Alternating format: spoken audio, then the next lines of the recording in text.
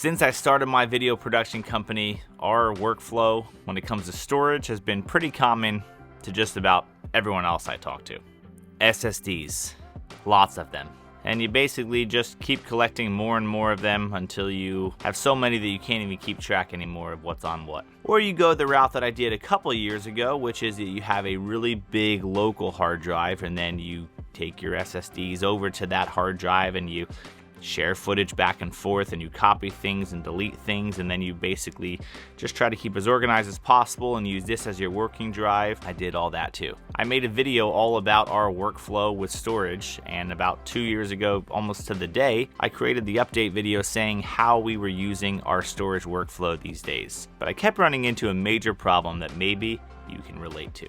I wanted to be able to have the option to have my editors remotely work wherever they want to, because why all sit in an office with headphones on and edit all day when they could do that at their home or just about anywhere else? How could I film a bunch of footage locally, import it on my computer here, and then they just all have access to it? Now, for a while I tried the Google Drive route or the Dropbox route, where you import footage, you put it all on Google Drive, they download it from there, and then they eventually import it into their editor of choice, and then they edit some footage, and then they have to edit things back to Google Drive, and it's a nightmare. All in all, it was quite the headache over the last bunch of years trying to figure out how to have a better solution for storage.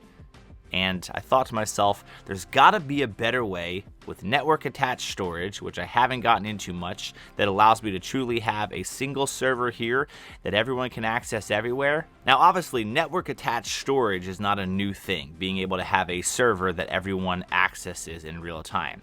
The problem that I had is that I didn't want there to just be a network attached storage drive locally where everyone could access at one time. That's obviously pretty common, but that doesn't really solve the remote capabilities. Then this showed up. Also, sorry for the box, my kid destroyed it with pens. I finally have a solution that works fantastic, and I've been testing it for 6 whole months to make sure that it actually is legit and I can present it to you and say this actually works. You see, I didn't want to just make a video and say I just got this new server and it seems like it's working okay. I wanted to be able to test it, and I gotta say, it works. Now, there were 2 big questions I had when it came to this whole idea of doing a network attached storage route.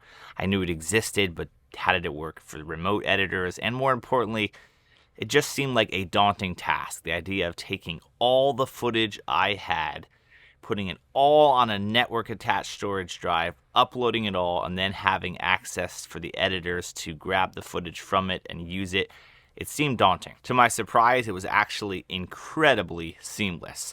The only thing that would actually slow down the process for you would be if your upload speed was a little slower than mine is. Now, it doesn't mean that it's not usable, it just means that the initial process of uploading stuff might take a little bit longer, but the process in general, once everything's up and running, it's really capable for anyone, regardless of the internet speeds. What I liked about Synology was the fact that they had a bunch of different type of setups, different sizes, different prices, and I could kind of have different ones in different places and let them all talk together. That was important for me because I don't necessarily need all of my editors to access all of the footage we have at all times. I want to be able to selectively decide who could access what, and maybe I don't need as big of a drive at one editor's place than another, and maybe at my local place here, my home office, I want the largest size drive that obviously holds all the footage, but that big drive, the main one I have, might be the more expensive, might be the one that needs the most space, and I didn't want to have to buy that and place that in every editor station. And they told me all about the different options and the different ones that they recommended,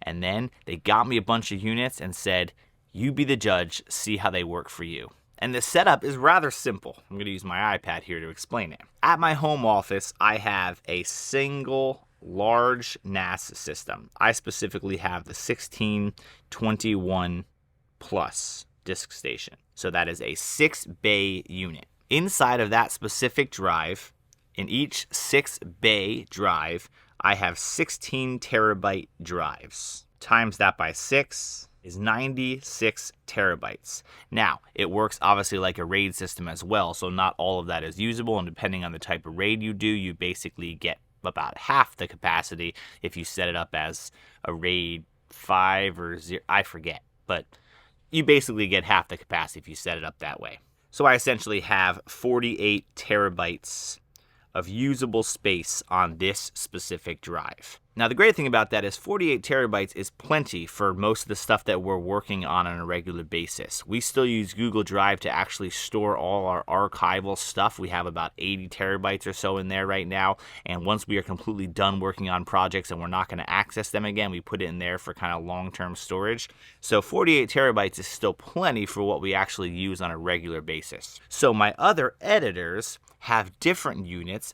At their locations, they're actually using the 920s, which now have been upgraded since I got those drives to the 923 pluses.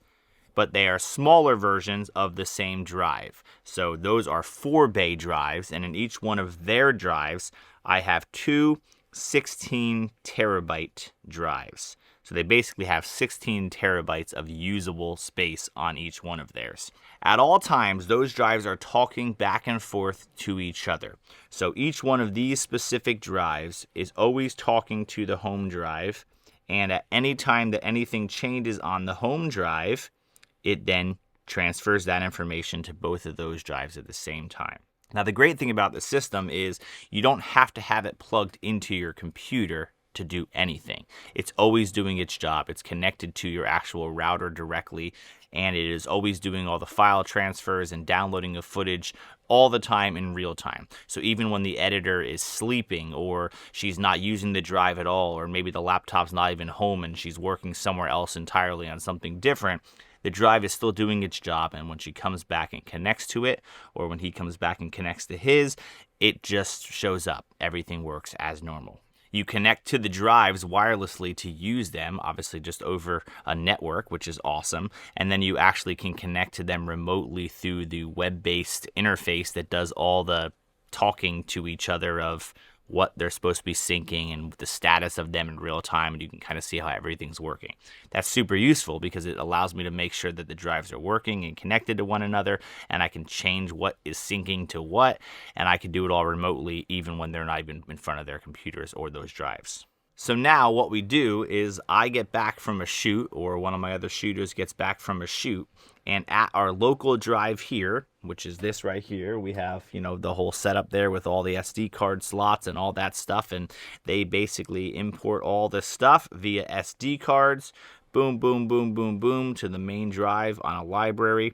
And then once they are done importing it and it uploads it, which it uploads very fast from my house here, then as soon as their servers download it fast enough, it's ready for them to access. Now, depending on the size of the files, obviously, is going to determine how long it takes this computer to upload it, and also their computer to download it. Now, as you know, in most places around the country, download speeds typically are way faster than upload speeds. So if you have really fast upload speed at a specific location, hopefully that's the location where you do most of your filming, that's going to be the spot that you're going to want to upload everything. Because for the most part, their servers are only really ever uploading like XMLs and the different small things that they're adding to a project, like music or different assets from a client or whatever. They're rarely actually uploading footage to their specific servers because that's usually done locally here. So my internet speed here is 500 upload, 500 download, so it does everything pretty fast up to the server. And then their download speeds are obviously very fast these days. Most people can get Fios or get something else that has, a terabyte download speed. So they're able to download the footage very fast and really have no problems whatsoever. In the rare case, if we film something and we import it to their computer instead, let's just say that they film something and they are just uploading their footage remotely, it might take them a little longer to upload than me, but then it just shows up directly in our drives as well. Now, the second part of this is going to differ depending on what video editing software that you use. So our editor of choice for the last 5 years or so has been Final Cut Pro. A lot of people use Final Cut. Final Cut we really feel like works well for what we do. It's much faster, it's more efficient, it allows us to crank out content faster and more efficiently, which is important to us. But there's a major drawback with the way that Final Cut works specifically in this type of context. One of the things that is most frustrating about Final Cut Pro is that Final Cut Pro uses like a very different way that they store all their files, and even though they are the king of collaboration with everything Apple, they have no collaboration whatsoever when it comes to working with multiple people on the same project in Final Cut, which is extremely frustrating because they are so good at collab with everything else and cloud-based stuff. So I don't know what they're waiting for and why it's taking so long. Only one person can be opening a single library at the same time on the server, or else they basically will all open, and then whoever quits theirs, Final Cut saves an updated version, obviously in real time. There's no like file save on Final Cut. So if you're working on an edit and then you close Final Cut, it basically saves all your stuff of whatever you did in real time, and then that's now the newest version on the server. And then if someone else already has it open and then they close, theirs is going to overwrite the previous. It's kind of annoying. Now, here's the way that we kind of get around this that works fine for the way that my company operates. We rarely are actually editing the same project at the same time, and even if we are using the same footage, we still can work our way around that because we can still access footage individually. So the way that we get around that here is simply that every single time we come back and import footage, we create a brand new Final Cut library out of that footage. So let's say, for example, we're filming a new February promo for a auto body shop that we do work for.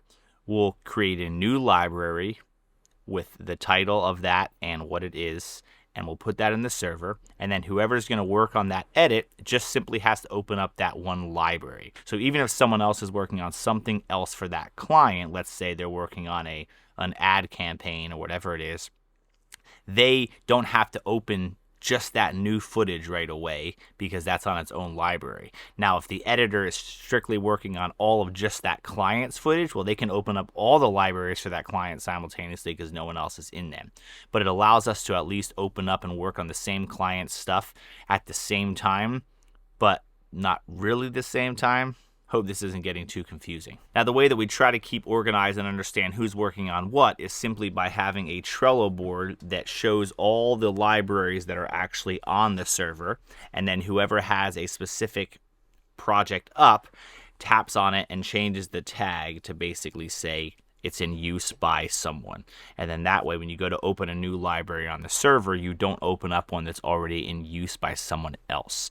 So you're able to kind of look in there and see all the different libraries that exist, and you're able to open them up and know that no one else is working on them. Now, ideally, it would be way better if you had a program that did much better sync, and that's obviously what we still don't have a perfect solution for, but it's kind of our fault because we still use Final Cut. Now, if you're using Premiere Pro or even DaVinci, they actually have a significantly better real-time collaboration, and this whole process would be even better for you because now everyone's accessing the same footage from the same place on the same servers, but yet you're not having to worry about whether someone else has the project open because they allow you to actually open projects simultaneously and edit together, which would be tremendous. Hopefully Final Cut gets their act together and fixes some of that stuff, and if they don't, then we may switch soon to another platform as well, because the server really solved a major issue for us of being able to have multiple people in multiple places work on the same footage,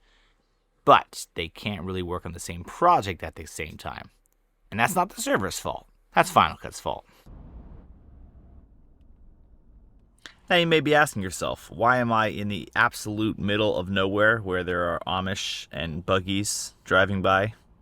Because I want to prove something to you.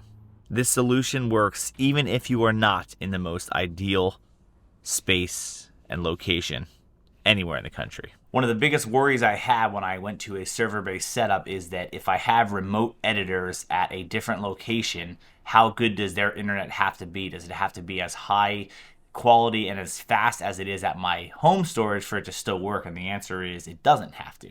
Obviously, any internet these days can do a good job of being able to keep up with download speed, and if the upload is coming primarily from a place with a fast server, the download at most internet anywhere in the country is probably good enough. We're at one of my editor's house here, and it's kind of in the middle of absolutely nowhere, surrounded by like nothing but farms, really. No offense, just saying.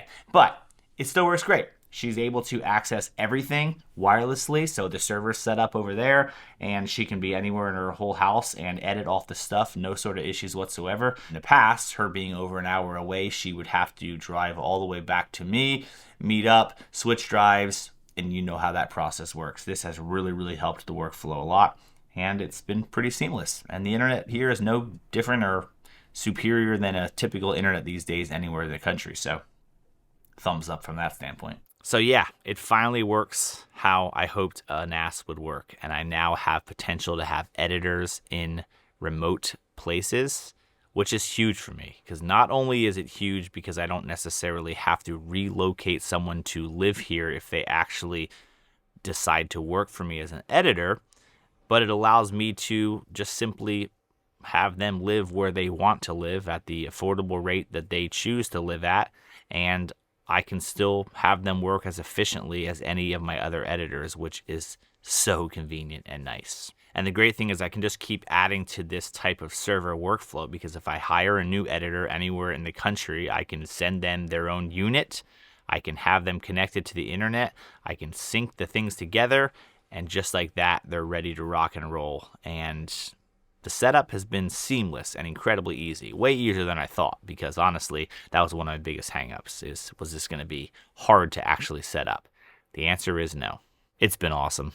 Thank you so much to Synology for hooking me up with a rig, and hopefully if you follow my channel for a while, you know that I wouldn't bring this video to you if it didn't work, and that's why I tested it for 6 months, made sure it worked before I brought this video to you, but I'm happy to report it works. Hope this video is helpful. There's links down below to some more information about how their NAS systems work and where you can buy them and all that stuff. You also can reach out to them and they can answer questions for you as well. I'm not tech support for Synology, so don't ask me those questions in the comments like a lot of people tend to do. They can help you with that, and they've been tremendous when I had any random questions, but the process is super simple.